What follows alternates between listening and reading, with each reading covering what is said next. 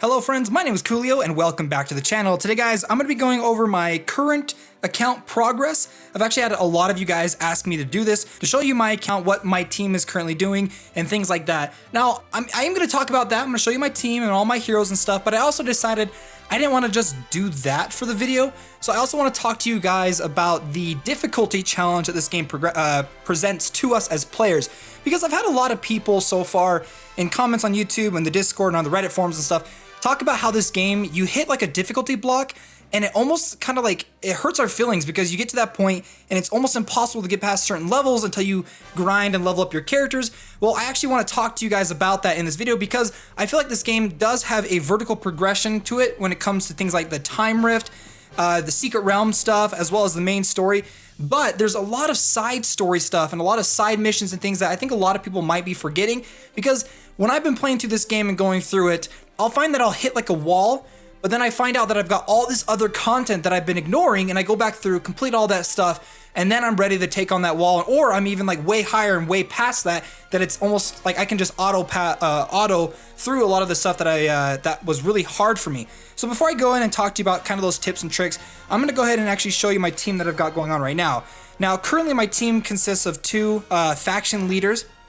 I've got Bernhardt, who is the only character that I've got right now that's part of the Empire's honor. I was running with Vargas and Imelda as two of my main characters on my team, but I ended up swapping it out for different characters. But I've got Bernhardt as sort of a off-tank slash off damage dealer. The amount of damage he does and his self-sustain is really good, so I've decided to keep him on my team as of right now. I've got equipped onto him the skeleton warriors, which once they hit HP level 0, they will restore 15% HP, which is just overall good for him, especially like kind of gives him a little bit more sustainability to be able to do a little bit more damage on top of that. And then for the equipment, this is the equipment I'm running with right now. I'm currently at the point where I want to be starting to get SSR gear, so I'm not really worried too much about upgrading the golden gear that I have right now, but rather going out and grinding and working towards the SSR gear to replace a lot of these things. I might go through and upgrade these to 4-star to get them up to level 30 if I'm hitting harder and harder content, but I find as of right now, a lot of the stuff that I'm doing, I'm okay with 3-star level 20 equipment for most of my characters.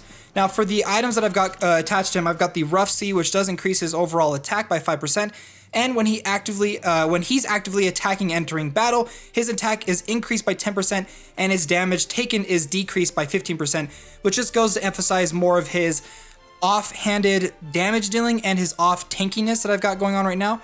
And then because he's the only character on my team that's part of his faction, I do keep the Imperial Might faction buff for him because it just overall increases his damage, and because he's a close range character, I can usually activate the Imperial Might buff before anyone gets near me, so then it doesn't really waste his turn. So that's for Bernhardt. Now every other character that I've got currently going on right now falls under the category of the Origin of Light group.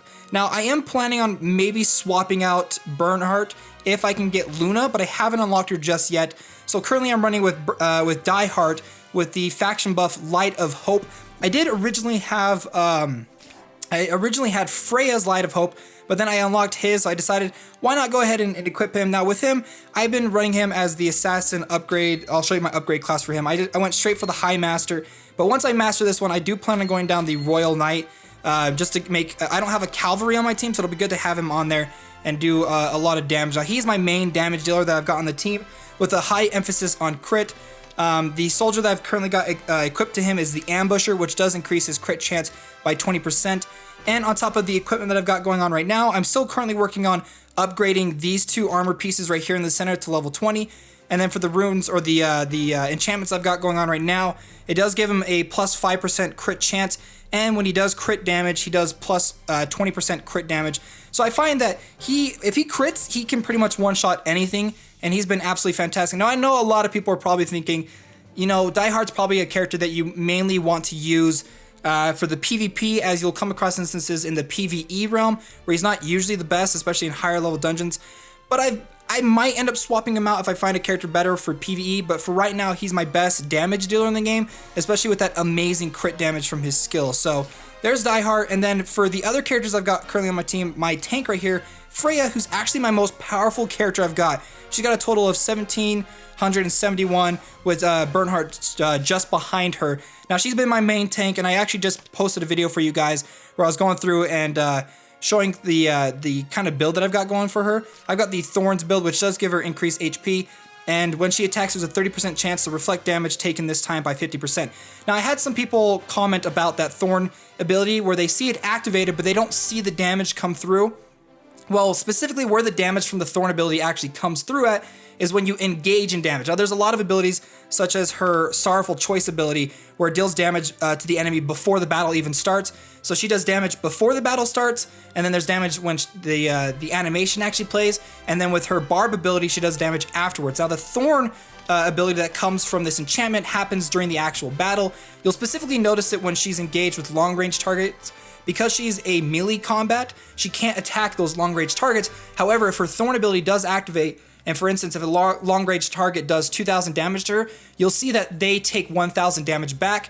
That's from the Thorn ability, for those of you that were wondering specifically how that works.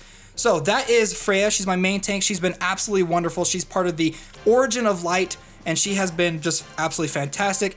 And for my main healer, I've got Tiaris. Now, Tiaris has been like the cornerstone of my team. Her healing capabilities are absolutely fantastic, especially her passive ability, her talent called Healing Light. Essentially, any allies within 2 blocks of her after she ends her turn gain a heal effect where after battle they have a 50% chance to restore their HP 3 times Tiaris' intelligence, which is at about 113. So they usually gain about 300 to 400 health. And I'm telling you, this has saved my butt countless times. She has been absolutely fantastic, and I honestly think is probably one of the best heroes in the game. Now, for her class, I went straight down the class tree down to the Maiden. I might hop over to the Bishop one or actually, I'm probably gonna head over to the Unicorn Knight just so I can get the Mass Resist. But other than that, I might use the Mass Resist to swap out this Attack Blessing ability. The only reason why is I don't really like the Attack Blessing ability because I've got another character that's been giving a bonus to attack damage and stuff like that, which I'll show you a little bit later. But I've kind of just got it swapped in there, but I am going to definitely remove that and get the Mass Resist once I master this current class. For the Soldier I've got equipped onto her, I've got the Inquisitor, which the reason why is because her hero healing effects increase by 6%. So the total amount of healing that she does is increased by 6% from there. And then for the equipment items I've got right now, the enchantment I've got is the Crystal one, which does give her increased defense and magical defense, allowing her to stay in the battle a little bit longer. But it also gives her healing abilities a 20% increase on top of that. And that's for all healing that she does. And I believe that goes for her passive ability as well as her mass heal and her single target healing ability. She has been amazing, and if you've got her, I highly recommend you immediately put her onto the team.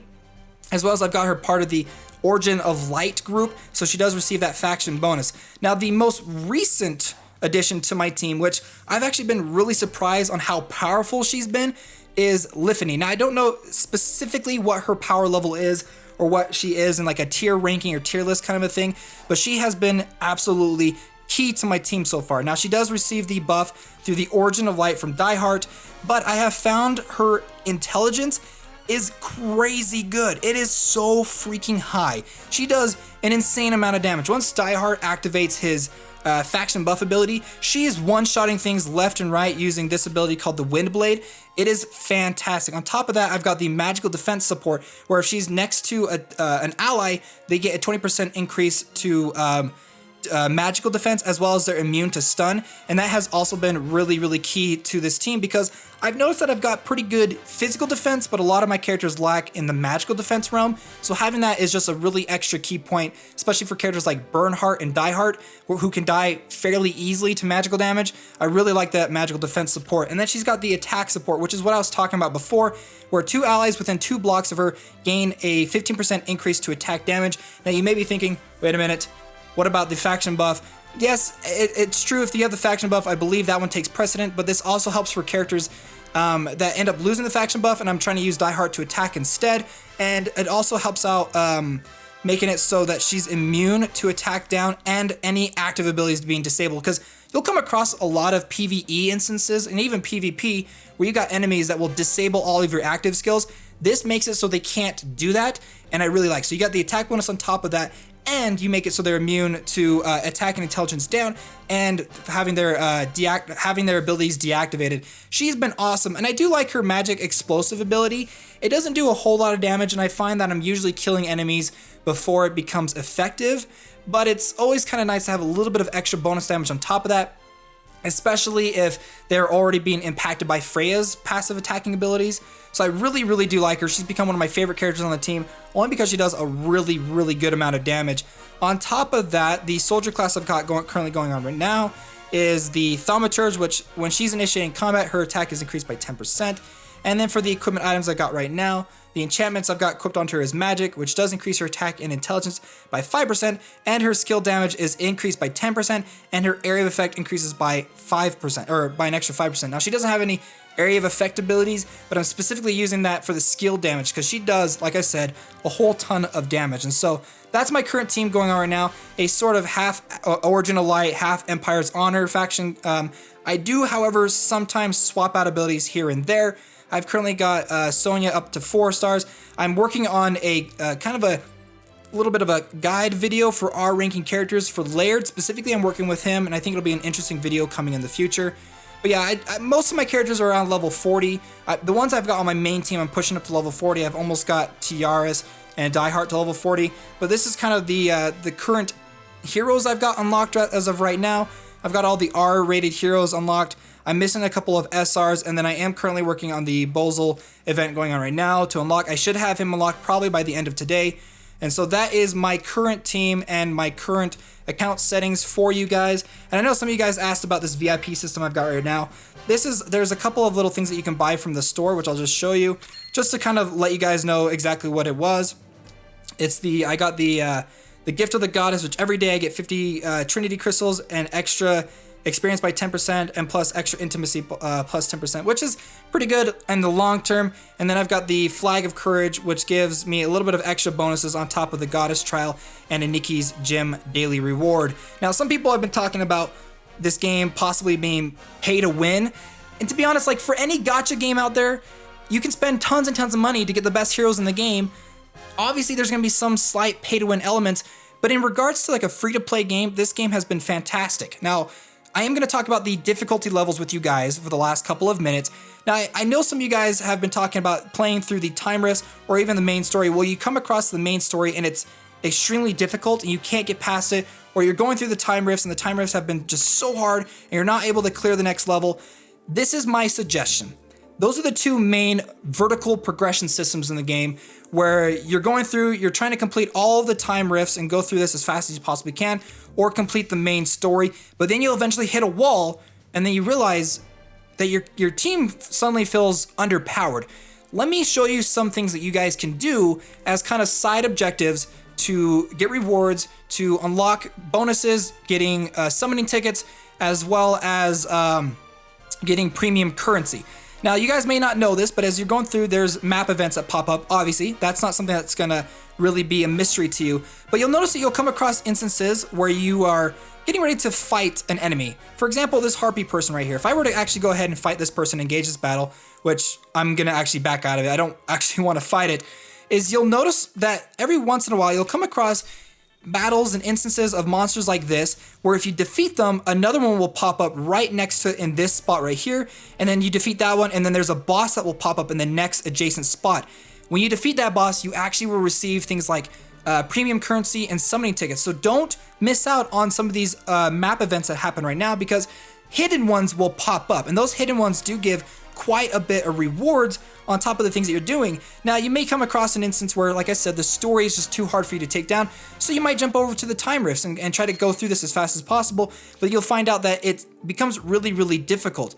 Well, on top of that, why don't you go back through and try to complete the objectives you've got on the bottom left. So if you look down here, you can see I'm kind of circling it down and kind of tapping it. You can see all these objectives that you can go through and complete. I've already completed that one, I completed that one, but I'm still working on this one. So I can go through here and see that the first two stages are perfect. I'm gonna go to the second stage, and it looks like I've already got the hidden chest unlocked, but I am missing some of these feats. So I'm gonna go through and complete this and get that feat completed. and it's at level 27, easy. I can go through that super easily. Go to the next one, get this one perfect, and unlock this next feat. And so I recommend going through and perfecting every single level that you can possibly do on here, and then swap over to the hard mode, and then complete all these levels in perfect sync as well. And you'll find that you'll come across instances where, you know, you hit the difficulty, but then go do those side missions, these side events and stuff in the time rifts, and you'll find out that suddenly you've already over leveled those things. You're already overpowered them. You can go through them super easily. So go through here, perfect these things, and you'll suddenly find yourself being able to complete old missions. Now, a really good example of this is I came across the story mission that was like up here at this post, and I found that it was too hard for me to complete. So what I decided is I went through the time rifts, went back and figured out which one of these have I not perfected all the way, and I decided to kind of go through here and perfect this one, go through here, perfect that one. And once I did that, there's also other little side missions you can do. You can go through and do timeless trials. You can go through and do the special events right here. And you'll find that there's so many side missions for you to complete that once you've kind of gone through and done those little side missions after like a day or two, you can go back and suddenly you find yourself being able to auto path through the events that you thought were already super difficult. On top of that, there's also other small little areas that you guys may not have realized.